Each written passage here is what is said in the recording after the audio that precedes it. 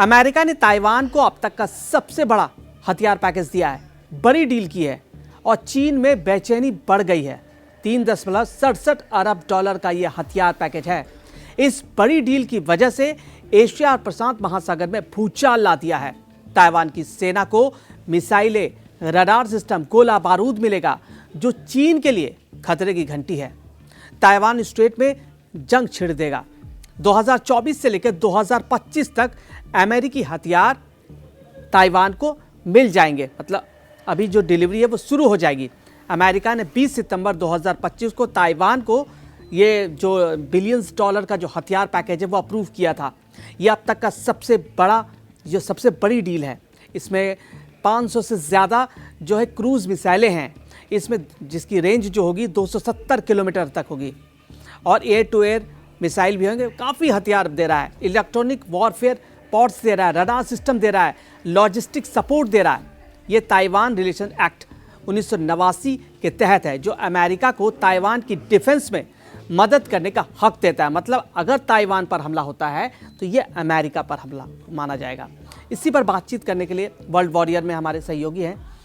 तो सहयोगी बताइए अंकित कि इतनी बड़ी डील हो गई है अंकित, और ताइवान को काफ़ी मजबूती मिलेगी। चीन को परास्त करना तो मुश्किल है, लेकिन चीन को चुनौती देना जो है इनका मेन फोकस है कि चीन को चुनौती देना, चीन को ज़्यादा से ज़्यादा नुकसान पहुंचाना। क्या कहना चाहेंगे? देखिए, सबसे पहली बात तो हमें ये समझने की ज़रूरत है कि जो ताइवान है, ताइवान वो देश है जो अपने आप को असली चीन मानता है। ठीक है, ये चीन और ताइवान के बीच में जो ये युद्ध है ये बहुत लंबे समय से चला आ रहा है। जब चीन का, आज जिसे हम चीन रिपब्लिक ऑफ चीन कहते हैं, चाइना कहते हैं, जब से उसका गठन हुआ है, जब से वहाँ पर सरकार प्रारंभ हुई है, तभी से ये हमें संघर्ष देखने को मिल रहा है और तभी से ताइवान अमेरिका की शरण में है। हमने पूरा कोल्ड वॉर का टाइम देखा तब भी, और ये चीज़ हमें समझने की ज़रूरत है कि अमेरिका आज के टाइम पर ताइवान पर इतना ज़्यादा पैसा खर्च क्यों कर रहा है। खर्च करने के पीछे सबसे बड़ी वजह क्या है? तो सबसे बड़ी वजह है सेमीकंडक्टर। सेमीकंडक्टर पूरी दुनिया को चलाने वाली चिप। आज अगर वो चिप नहीं मौजूद है किसी भी चीज़ में, ये जिस पर हम अभी, जिस कैमरे पर हम अपनी बात को रिकॉर्ड करा रहे हैं, वो भी उसी चिप पर। ये जो फोन है हमारे हाथ में वो भी उसी चिप पर है। तो आप ये समझ लीजिए, चाइना ताइवान को हथियाना इसलिए चाहता है कि वो उस सेमीकंडक्टर को, मतलब सेमीकंडक्टर बाजार पर कब्जा करना चाहता है, पूरा कब्जा, नियंत्रण प्राप्त कर ले, जिससे कि वो पूरा का पूरा विश्व को अपने अधीन कर सके, अपने अनुसार पूरे विश्व को चला सके। और ये तो बात सच है कि अगर आपके पास सेमीकंडक्टर नहीं है, वो जो चिप है, अगर वो चिप नहीं है तो ना आपकी मिसाइलें हमला कर पाएंगी, ना कुछ हमला कर पाएगा।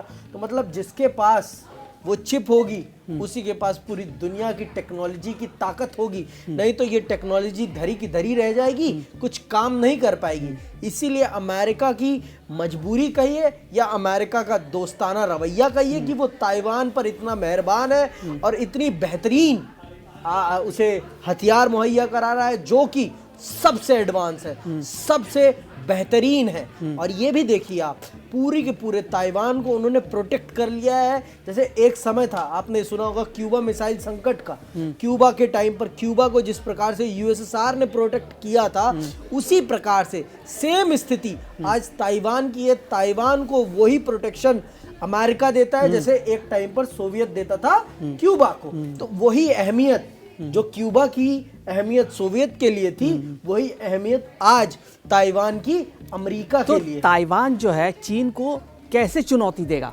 उस पर थोड़ा डिस्कस कर लेते हैं हम लोग।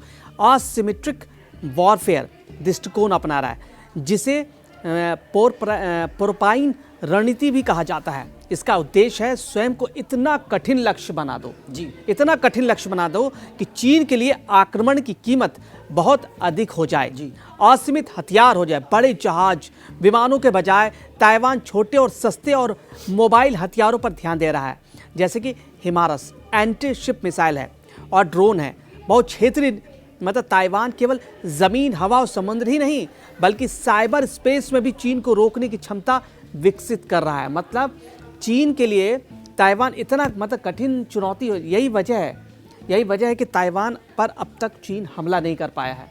घेराव तो चारों तरफ कर दिया है ताइवान ने, लेकिन उस तरीके से फुल फ्लेज वॉर में नहीं आया है। वो सिर्फ यही एक बहुत बड़ी वजह है कि उसे पता है कि ताइवान पर हमला करना मतलब आपको आर्थिक रूप से नुकसान होगा, हो सकता है उसके हमले भी आपको झेलने पड़े, है ना।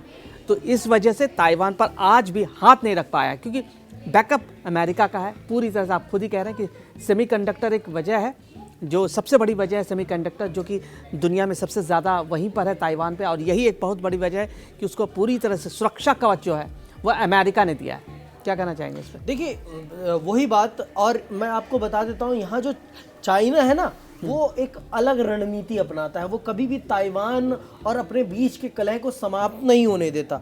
वो हमेशा अवरोध के सिद्धांत का अनुसरण करता है। अब मैं आपको अवरोध के सिद्धांत को परिभाषित कर देता हूँ। देखिए, जो अवरोध का सिद्धांत होता है उसमें ये होता है कि आप दुश्मन को ये दिखाएं कि हम भी उतना, और वो कभी भी उस माहौल को शांत नहीं होने देता और हमेशा असमंजस बना के रखता है और हमेशा युद्ध की स्थिति बनाए रखता है। कभी भी वो शांत ही नहीं होने देता। आपको बता देता है आपके अंदर भी ये भय।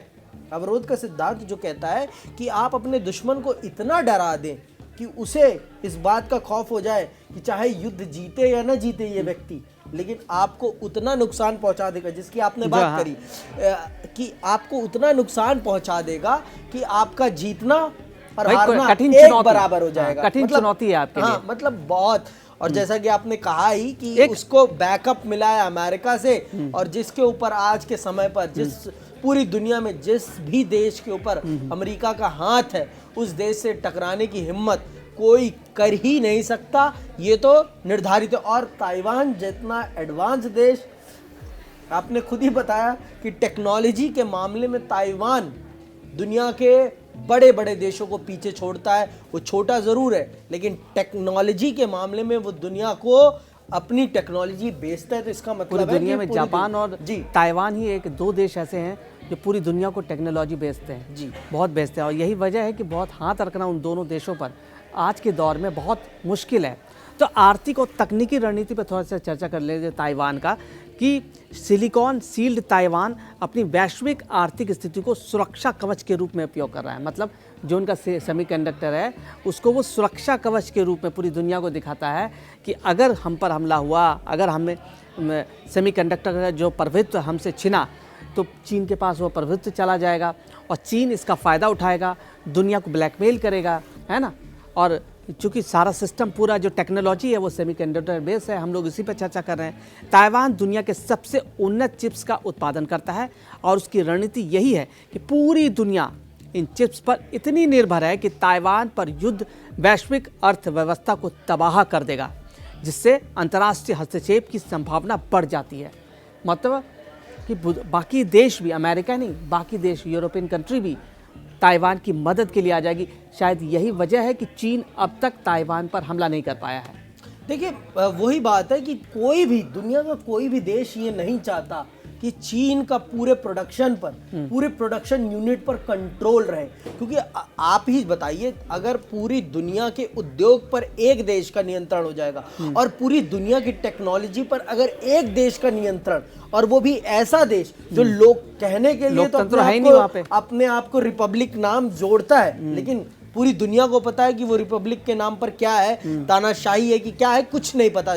वहाँ की मीडिया, वहाँ की दुनिया उस देश के बारे में क्या जानती है? जैसा रूस है वैसे ही चाइना है, सेम ढर्रे पे चल रहा है दोनों। वही बात है कि आप ये जिस देश में आपका न गूगल चलता है न फेसबुक चलता है, मतलब उन्होंने अपने आप को दुनिया से अलग रखने के लिए, अपने यूथ को दुनिया से अलग रखने के लिए सब कुछ अपना खुद का इनबिल्ड कर रखा है। तो ये बताता है कि वो अगर इन सब चीज़ों पर जो चिप है, इस पर अगर उसका एकाधिकार हो जाएगा तो पूरी दुनिया की टेक्नोलॉजी, पूरी दुनिया, और आप जानते हैं आज साइबर युद्ध का युग है, और साइबर युद्ध के युग में अगर उसके हाथ में ये चिप का नियंत्रण आ गया, अगर ताइवान उसके नियंत्रण में चला गया, तो इसका मतलब पूरी दुनिया उसके कदमों में आ जाएगी। और कभी भी अमेरिका नहीं चाहेगा कि ये हो, और दुनिया का कोई भी देश, चाहे वो जर्मनी हो, चाहे वो ब्रिटेन हो, चाहे वो फ्रांस हो, कोई भी हो, हम खुद भारत के वासी भी ये नहीं चाहेंगे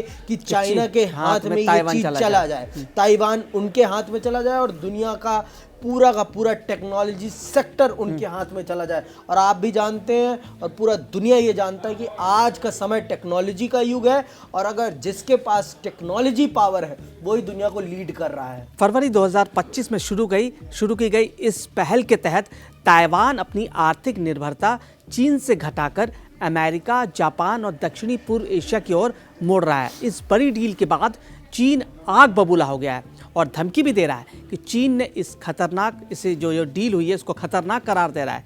चाइनीज़ फॉरेन मिनिस्ट्री का कहना है कि ये ताइवान इंडिपेंडेंस को सपोर्ट करता है, जो रेड लाइन का सिग्नल है। पीएलए ने इस ताइवान के आसपास जो मिलिट्री डील्स के वो बढ़ा दी है। 50 से ज़्यादा विमान, 20 जहाज तैनात कर दिए हैं। चीन ने अमेरिकी कंपनियों पर सैंक्शन लगा दिए हैं जो हथियार सप्लाई कर रही हैं।